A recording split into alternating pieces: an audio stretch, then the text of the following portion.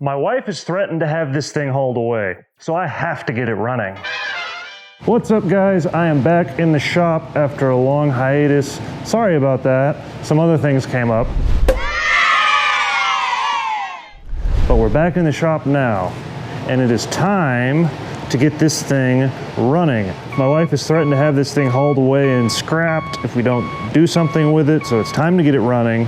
And in order to do that, I picked up a few things, including a gas tank. The gas tank that was in this 1990 Renix, I got rid of because it was rusty, but I picked up a new to me tank out of a 1996. Came with the fuel pump. I can't use that fuel pump because it has a different pigtail, won't match with the Renix, but the tank itself should be fine. Let's get to it.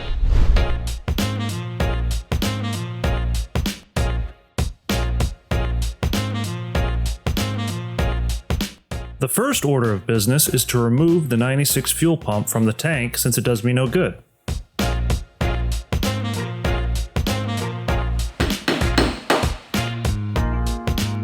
After a few taps on the lock ring, I can pull out the old rust-covered pump.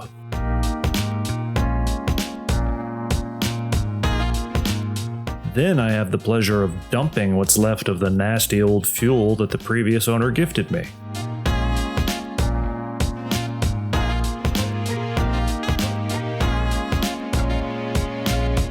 Look at that. I wouldn't even run that in my brother-in-law's lawnmower.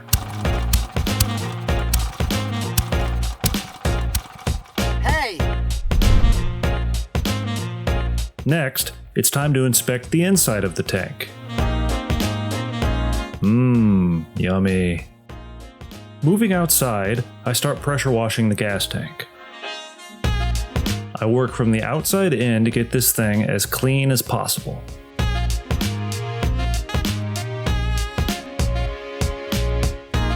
Clean the inside of the tank, I'm trying something that I saw in another YouTube video, which I will link in the description below. This The Works toilet bowl cleaner is supposed to be an inexpensive chemical flush for the gas tank.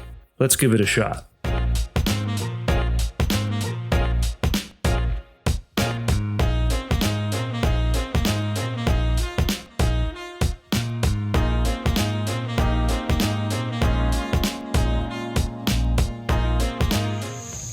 So I let this sit overnight, and this is what came out of the tank. This is the last of it.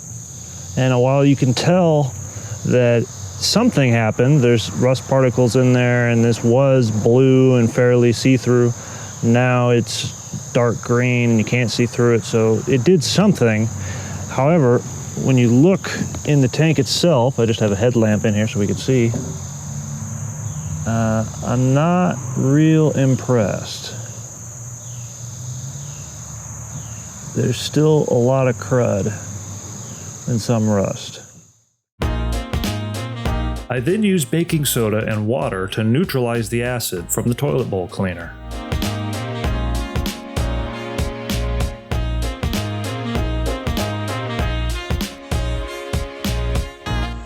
So that is from just a water and baking soda rinse. It's pretty nasty. And we take a look inside the tank.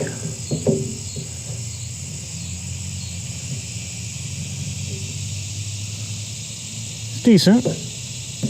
I might just run it.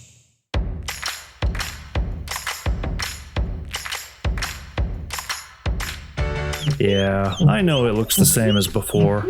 I just decided I didn't give a rip. So much for that toilet bowl cleaner chemical flush. YouTubers.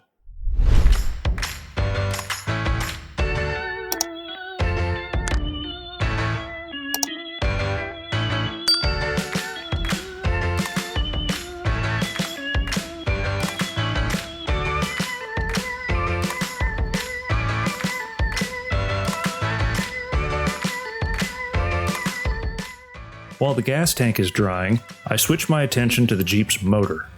To my knowledge, this inline-six engine hasn't run in at least 12 years, so I need to verify it even turns over before I attempt to fire it up. To make sure the rings don't catch and snap when I try to rotate it, I pull the spark plugs and pour a little Marvel mystery oil in each cylinder to keep things lubricated. The oil dipstick read a little low, so I poured the extra Marvel Mystery Oil in the engine to top it off. Now I get to play the waiting game again while the oil in the cylinders does its thing.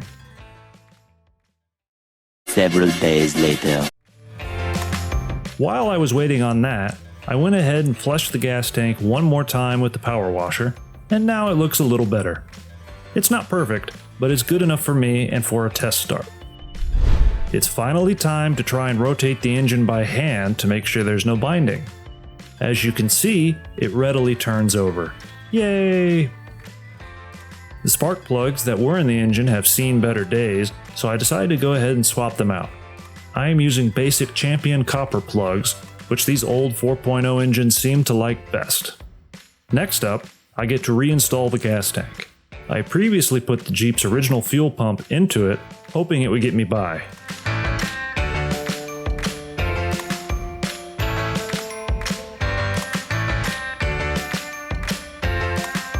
After that balancing act is complete, I install a new fuel filter and new rubber fuel lines.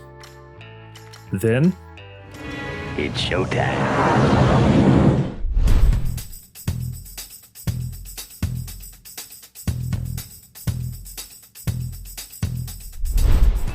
all right, it's the moment of truth. Got a new battery. See, the light comes on.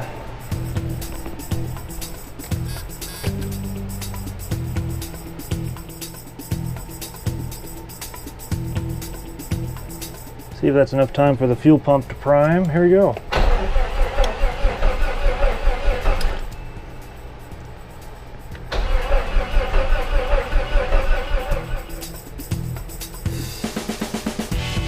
Notice that smoke coming from under the passenger side of the dash? Yeah, more on that later.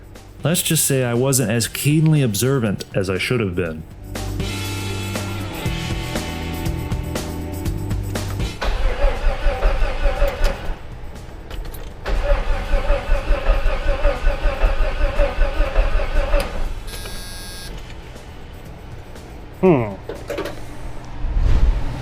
Well, some testing, troubleshooting, etc. later.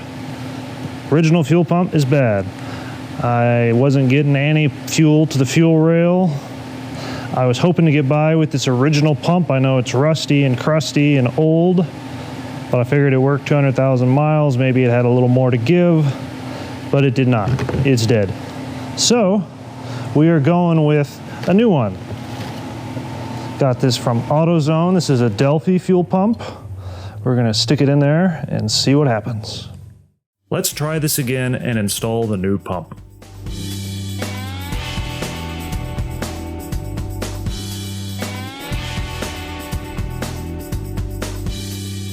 All right, we got the new fuel filter in. Time to turn the key and see what happens.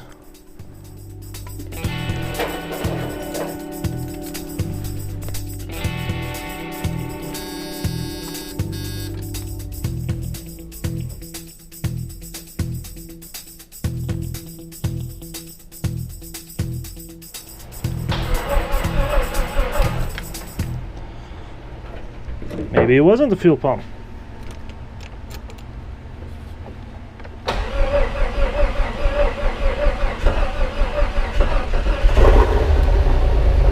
Maybe it was.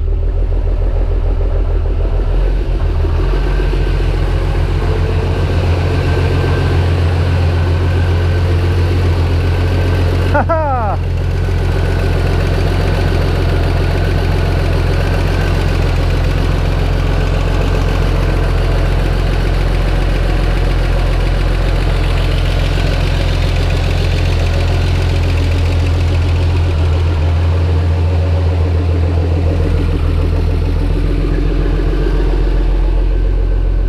Fuel gauge still doesn't work.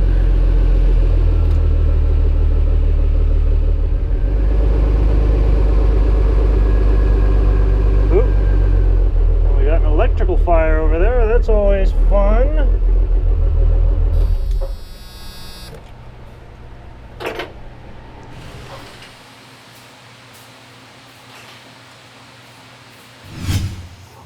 Okay.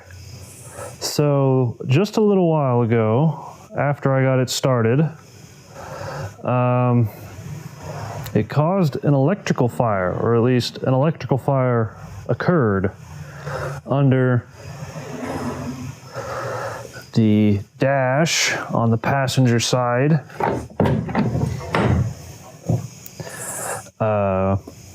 Yeah, it's a little toasted. It smells wonderful, as you can imagine. It started under here in this area and got out of control and burnt up behind the glove box. Something caught fire in the cowl. It went through the firewall. So much for the firewall. Went through the cowl, was smoking out there. Had to get a hose and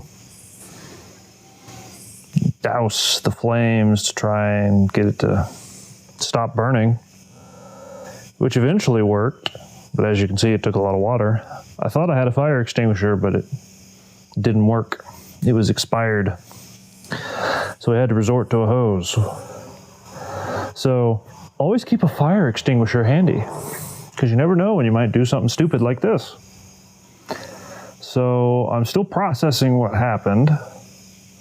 I don't know what this means for this project. I don't know if this can be saved or if that was a death blow to this project. It can't be saved.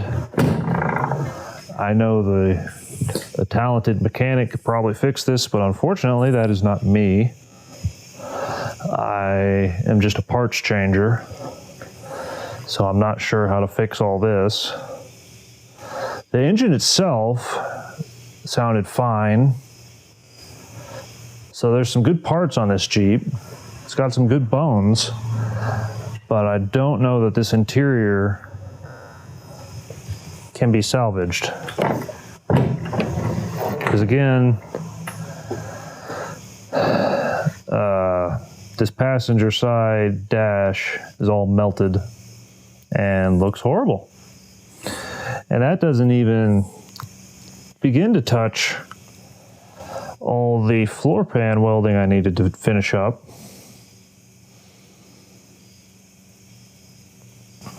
So yeah, I'm not sure what this means for the project. This could be the end.